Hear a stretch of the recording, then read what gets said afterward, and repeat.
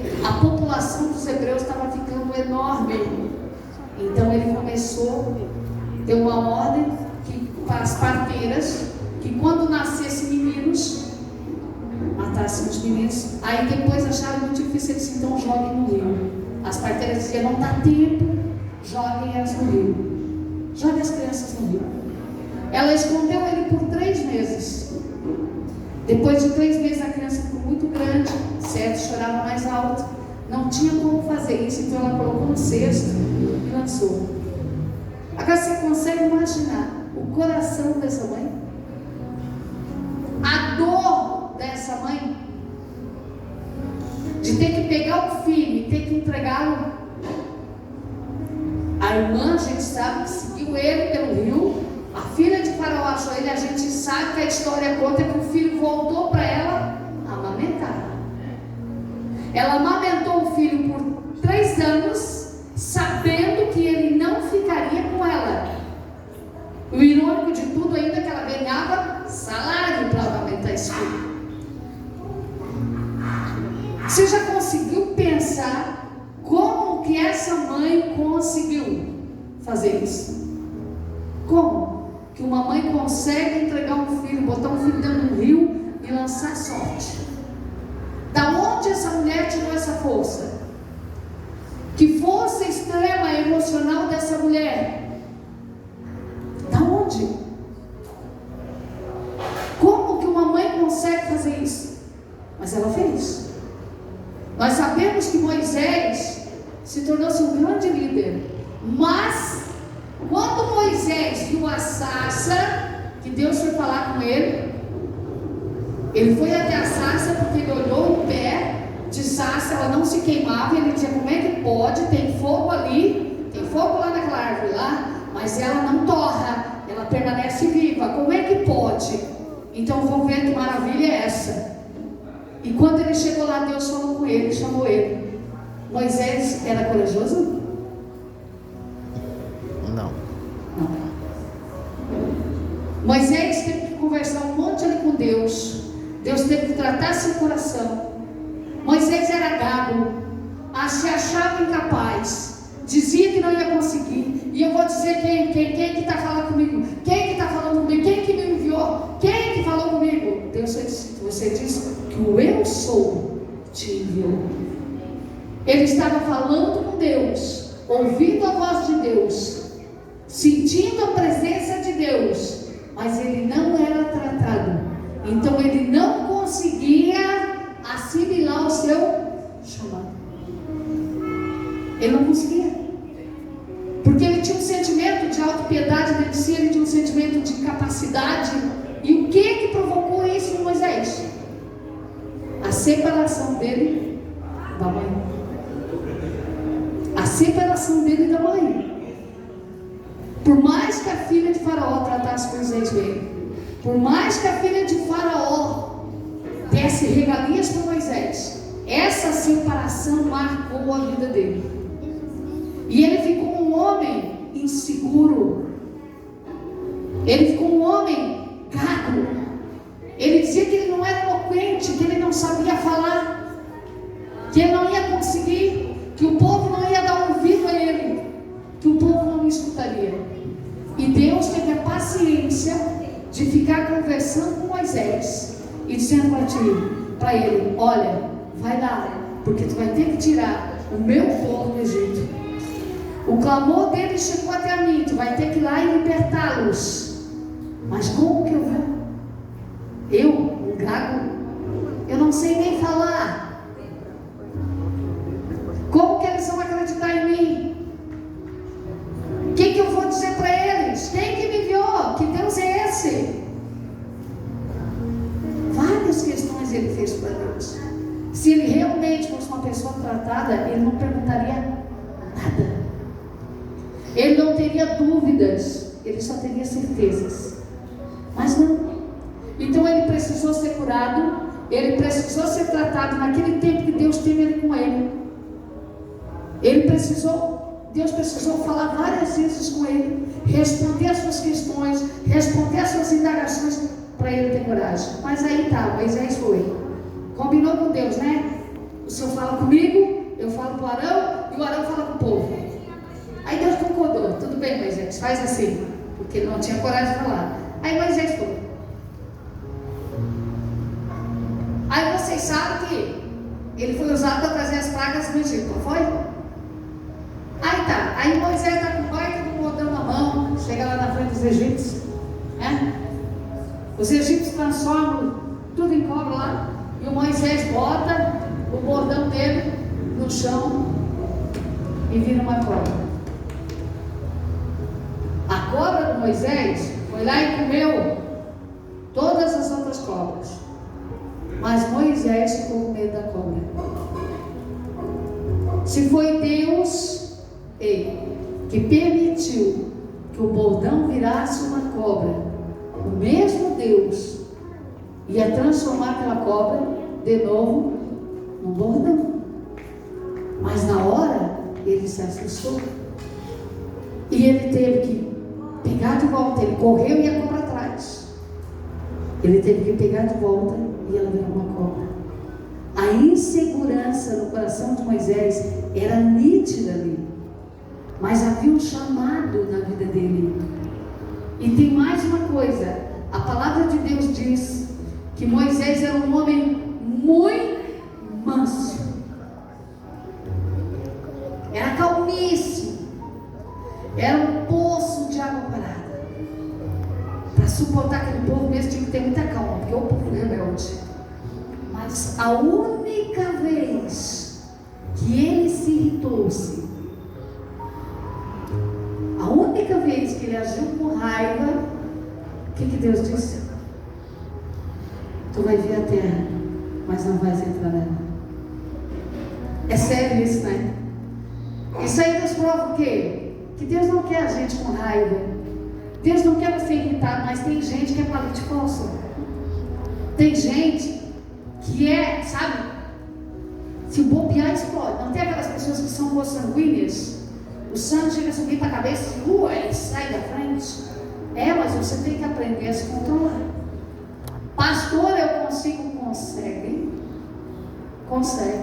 O domínio próprio está dentro de você. Consegue. Se você, o pastor Sérgio é um homem muito sem paciência. Muito. Comigo não. Com as coisas que aconteciam ao redor dele. Então, se ele fosse pregar um prego na parede, o capeta chegava ali, botava o dedo e dizia: aqui tu não prega. Ele quebrava tudo, quebrava o dedo, mas não pregava o prego.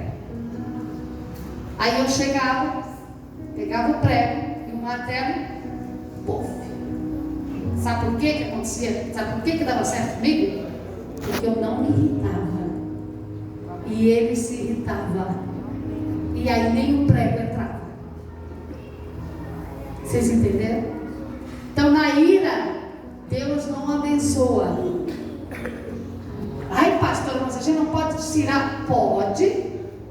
Todo mundo pode tirar, mas você não pode pecar. Na ira, se você agir com ira, se você falar com os teus filhos com ira, você machuca. Se você falar com as pessoas iradas, você machuca, você fere. E aí depois você não consegue entender. Nós temos uma dificuldade muito grande, nós que temos filhos, em descolar o umbigo. Sabe quando eles crescem e eles querem tomar um rumo? A gente não quer deixar, a gente quer deixar ele colado aqui. Porque tem que fazer assim, tem que fazer assim. Não, irmãos, você não obedeceu seu pai e sua mãe? Obedeceu? Duvido qual foi obediente aqui até o fim. Você fez o que quis. Você tomou seu rumo. Seus filhos vão fazer a mesma coisa. Tem uns que obedecem, mas tem uns que não querem saber de te ouvir. E você tem que deixar eles crescer. É com os erros que eles vão aprender. O que acontece com a gente? Como a gente já tem mais experiência, a gente não quer deixar eles quebrar a cara. Mas você só aprendeu quando quebrou a cara. Foi ou não foi? A gente aprende com a vida. E aí nós temos essa mania de tentar segurar os filhos. Tem mulheres, o casamento acaba depois que os filhos casam. Aí separa o casal depois de 50 anos, 40 anos. Não dá para entender isso. Não dá para entender. Começa em 2, termina em 2. Os filhos vão ir. Se prepara para ficar com o teu velho. Ele que vai cuidar de você, você que vai cuidar dele. Agora, quando a mãe tem o coração dos filhos, os filhos casam, o casamento acaba. Como isso? Aí sim que tem que viver mais a união. O filho muitas vezes se incomoda dentro de casa, saiu de casa, parou de incomodar. Vão viver na bênção. Amém? Aí que tem que crescer. Vocês estão vendo que tudo que eu falo aqui são atitudes e são questões emocionais? Estão aprendendo? Estão aprendendo? Então? Então eu quero ver na hora da oração. Na hora da oração o bicho pega. Porque daí tudo que está errado aí tu vai ter que jogar para fora.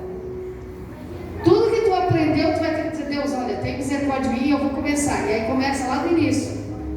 Uma vez eu fui ministrar numa corretora. A vida dela era uma desgraça. Eu até não sei se eu não contei essa história da aranha aqui. Não contei da outra vez? Da mulher que viu um monte de aranha no corpo? Não contei? Essa mulher chegou na igreja e ela disse assim, pastora, quando eu vou deitar, tem um monte de aranha para cima de mim. Aranha. Eu, como assim? Não, as aranhas começam a subir em cima da cama, sobe tudo para cima de mim, é um desespero. E eu, meu Deus, que estranho, tá? Aí eu orei, eu digo, levantar. Vamos ver. Deixei ali, né? Eu tenho que descobrir uma hora o que são essas aranhas. Mas conversei com ela, foi, passou. Teve um dia que nós estávamos no culto. E aí ela me fez uma pergunta interessante nesse dia que ela me contou as aranhas. Ela disse assim, eu manifesto o demônio em tudo quanto é igreja. É que na sua igreja não manifesta, eu não entendo por quê. Olha. Aí eu disse, já que isso não. E eu manifestei lá na igreja tal, acabei com o culto, manifestei lá, acabei com o culto, porque nem o pastor me domina. E aqui não acontece nada. Não é que a pastora é poderosa, tu já vai descobrir por quê. Aí, um dia o culto, nosso culto deu uma tormenta.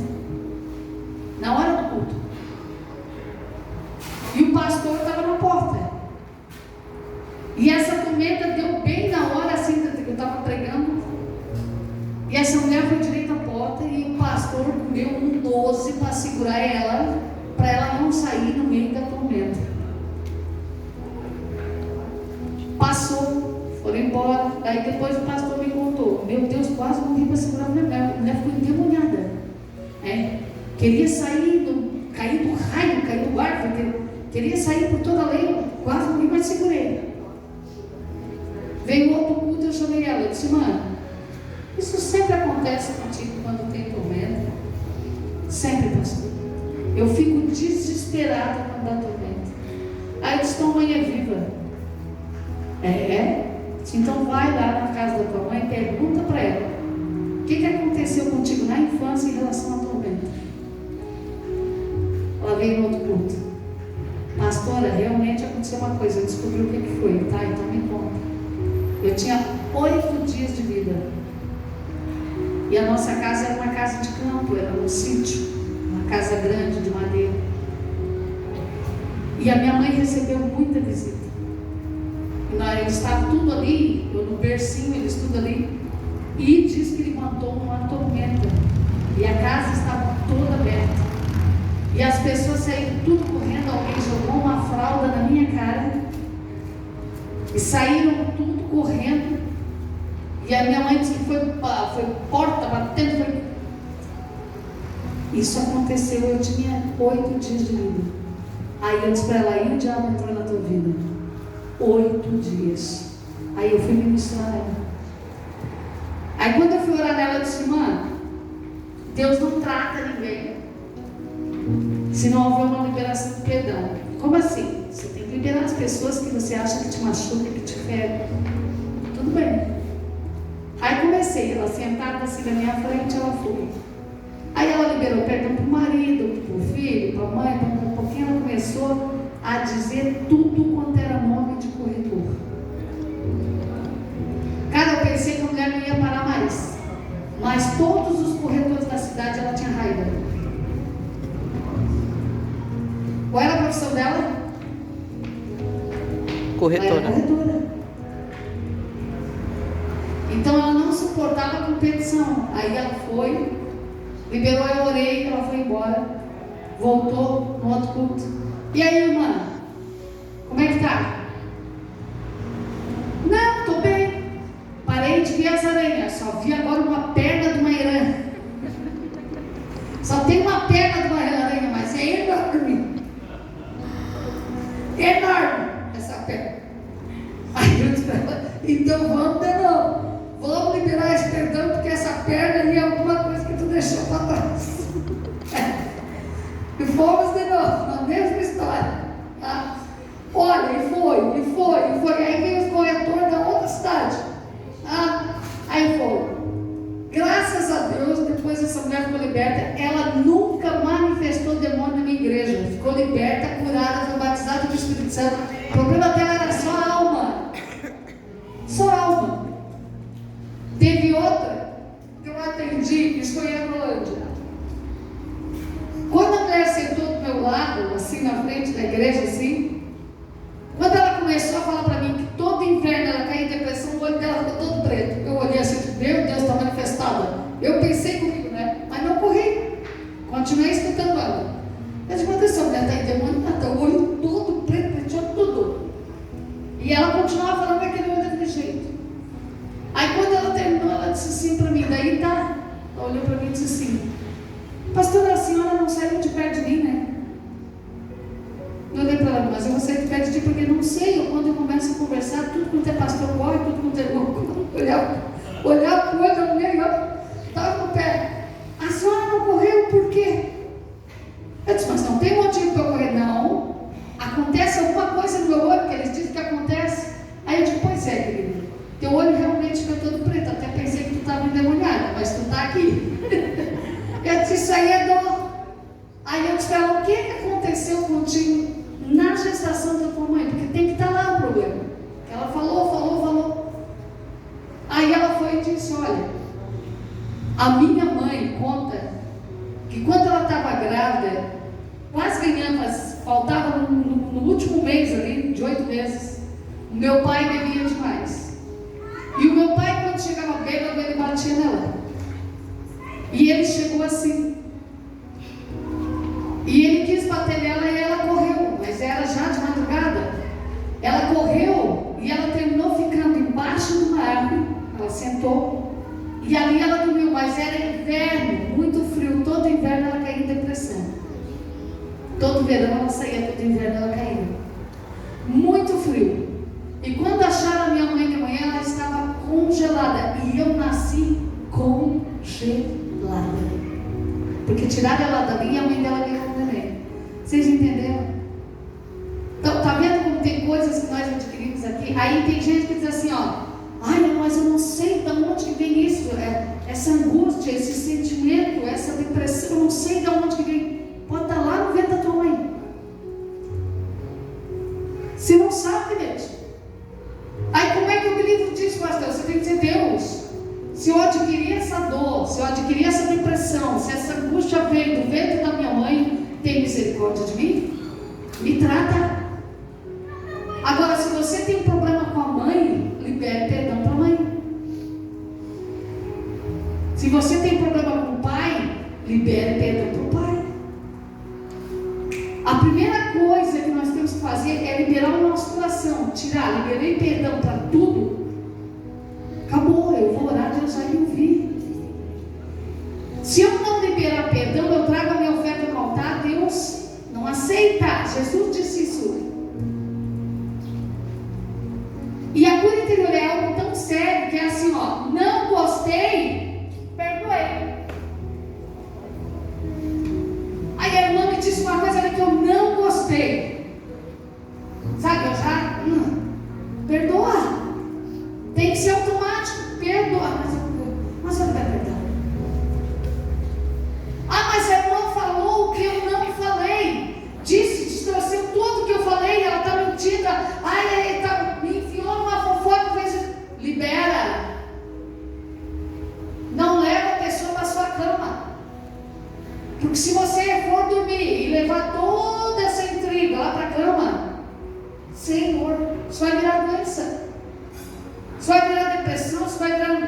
vai prejudicar é você, não é o outro.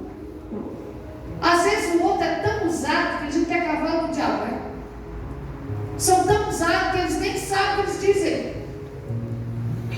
E aí você se fere, porque você, dá ouvido àquilo que não edifica. Quando não edifica, eu jogo fora. Entra aqui, eu tenho que jogar por aqui. Agora, quando eu deixo cair aqui, acabou para mim. Se eu não gostei do comentário, eu posso até sair de perto, mas eu tenho que perdoar. Eu posso até não, sabe, porque tem lugar que é tóxico, não tem? Tem lugar que é misericórdia, que é difícil. Então eu posso até evitar, normal. Eu posso evitar um lugar tóxico. Mas infelizmente, para mim, se eu tenho dificuldade, eu tenho que perdoar, querendo ou não querendo, porque é o que Jesus mandou fazer. Por que Jesus chamava os judeus de hipócritas? Vocês dão o dízimo do vinho, do algodão, do óleo, mas não, vocês não veem os desamparados? Vocês não perdoam? Não adianta eu estar dentro de uma igreja, às vezes me achando um santarrão, com o coração cheio de amarra, cheio de coisa. A maioria das nossas enfermidades é coração, começa na alma. A maioria. A maioria dos sítios, do entendimento, tudo tem reumatismo, tudo quanto é coisa, é alma. Quando a gente libera, a gente é sarado, a gente é curado. Aí se a gente ora, Deus cura. Às vezes tem gente que nunca sara, nunca recebe a cura. Mas Deus não age.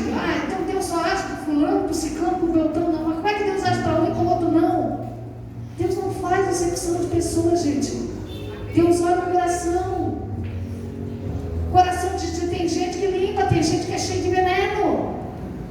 A pessoa, em vez de ela querer liberar, ela quer matar. Em vez de ela querer liberar, ela quer aniquilar. Como que Deus vai agir? Vocês estão vendo? Como que Deus vai agir? Não interessa. Deus é amor. É difícil, às vezes, para uma pessoa que nunca recebeu amor, entender isso. É difícil para uma pessoa que não teve pai, que não teve carinho de pai, ter Deus como um pai. É difícil. Mas Deus, Ele é amor. Tanto é que Ele deu o único filho dele para vir aqui para morrer por nós, porque esse mundo está na mão de Satanás. Quem fez tudo na tua vida foi o diabo. Quem aprontou na sua vida foi o capeta. E é ele que fica tentando te jogar para baixo. Mas Jesus já veio. Ele ressuscitou, Ele está vivo. Amém. Ele já veio, Ele já nos ensinou. Ao que falta a gente obedecer? O que falta é a gente obedecer. Quando a gente começa a obedecer na íntegra, aí a gente começa a botar oferta aqui, no altar, é aqui. E eu começo a ter resultado. Aí de repente, eu dei 10, achei 100. Aí de repente eu dei 100, ganhei 1000. Porque Deus prospera. Agora quando é sovina, me desculpa, aí não vai. Sovina e com o coração duro ainda, cheio de amar, não vai mesmo. Agora experimenta limpar teu coração e começa a ofertar para você ver como a tua vida muda financeira. Ai, pastora, mas eu só ganho um salário mínimo, não dá para nada. Não dá para nada se você não tem a bênção da multiplicação na sua vida, porque quando você tem, dobra. Quando você tem, dobra. Como é que eu consigo isso, pastora? Limpa o coração. Cada vez que ofertar, Senhor, multiplica. Senhor, abençoa. Recebe teu salário, tira teu dízimo, apresenta para Deus. Está sobrando só isso aqui, multiplica. Com o coração limpo, Ele ouve. Com o coração tratado, Ele escuta. Essa é a diferença. Aí o povo prospera. Aí o povo é curado. Aí o povo é restaurado. Por quê? Porque o povo entendeu que precisa limpar o coração.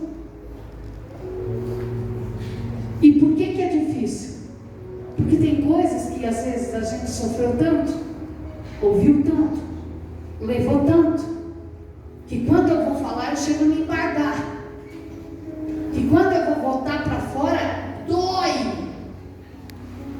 Mas é necessária a dor para vir a cura. Tem coisas que a gente não gosta nem de lembrar, não é? Tem coisas que a gente não gosta nem de lembrar.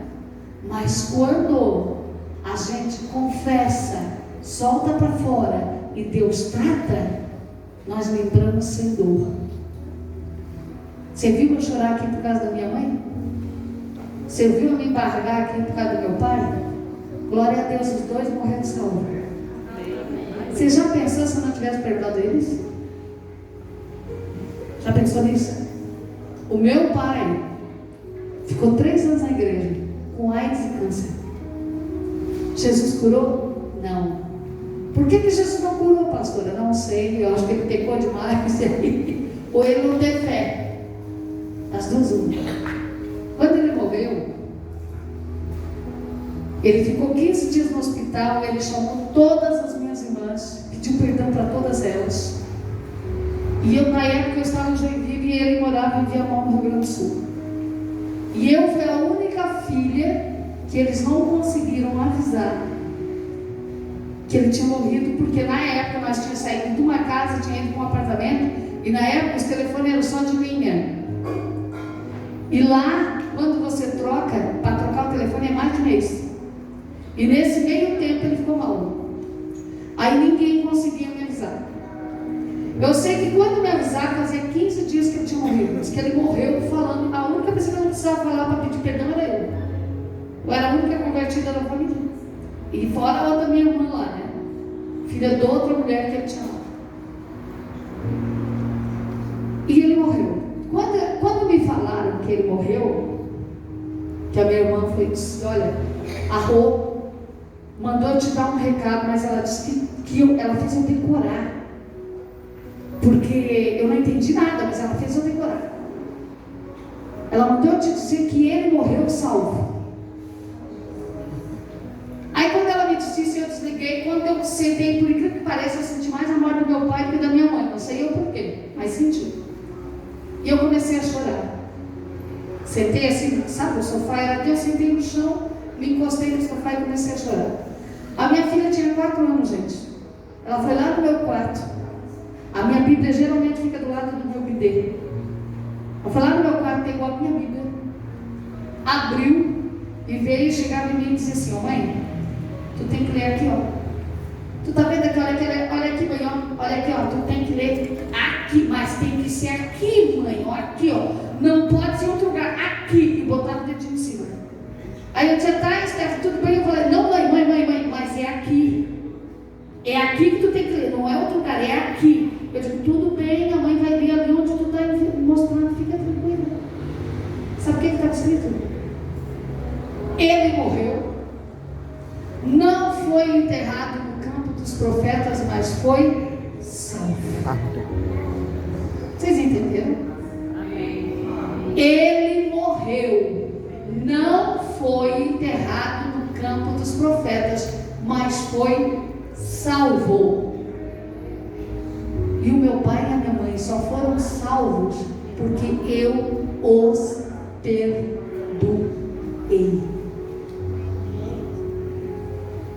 Só por isso. Se eu não tivesse perdoado, eu teria orado? Eu teria orado, irmãos? Não. Não. Quem a gente não perdoa, pode ser da família, a gente não ora. Ai, pastora, tem um tio lá, tem a tia lá, tem um fulano lá que eu não oro, que também é intrigado comigo. Trata de liberar perdão e orar. Amém? Porque às vezes a salvação deles depende da tua oração. Depende da tua oração. Porque essa vida aqui, ela não é fácil. No mundo, a pessoa só tem aflição. Jesus venceu o mundo, por isso que nós vencemos. Mas eles lá fora, eles sofrem demais. Eles podem não admitir, mas eles sofrem. E se você não orar, eles não vão ser salvos. Às vezes pode acontecer deles vir para a igreja, mas às vezes pode acontecer de você levar Jesus para eles num leito de dor. Mas nós temos que orar por aqueles que nos ferem, por aqueles que nos machucam, por aqueles que a gente pensa que não deveria perdoar. Amém? Amém. Se coloca de pé.